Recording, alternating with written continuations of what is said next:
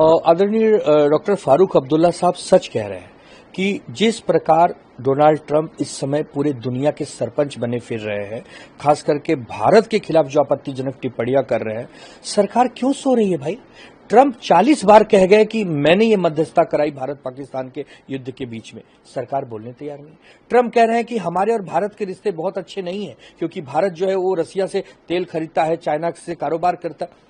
हम क्या कोई गुलाम हैं? हम जिससे चाहे व्यापार करेंगे, जिससे चाहे संधि करेंगे, जिससे चाहे मित्रता करेंगे। आप कौन है भाई? आप अपने देश के राष्ट्रपति, अपने देश में काम करिए। अमेरिका की आबादी हमारी आबादी में जमीन आसमान का अंतर है। हम जितने आज 140 करोड़ का हमारा देश एक साथ अगर चिल्ला दे ना तो बाकी छोटे मोटे देश बहरे हो जाएंगे। लेकिन हम सनातनी लोग हैं। हमारा देश जो है वो वसुधैव कुटुंबकम की बात करता है। ये भारत है, नया भारत। आंख मिलाएंगे, आंख मिलाएंगे। आंख दिखाओगे तो आंख दिखाएंगे। तो ये जो डोनाल्ड ट्रंप बार बार मध्यस्थता या हमारे बीच में बोल रहे हैं या जो 25% टैरिफ लगा रहे हैं, ये व्यापार जगत के लिए बहुत बड़ा नुकसानदायी होगा भविष्य में।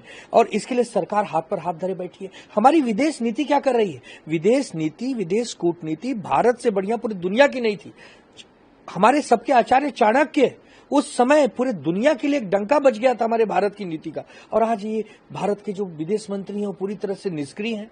कोई उन पर कार्रवाई नहीं हो रही, कोई उन पे मतलब जैसे सब सो रहे हैं। ये हो क्या रहा हम नहीं समझ पा रहे हैं। तो अगर फारूक अब्दुल्ला साहब हो चाहे हमारे नेता उद्धव ठाकरे साहब हो, यही बात तो कह रहे हैं कि ट्रंप पर क्यों पाबंदी नहीं लगाई जा रही?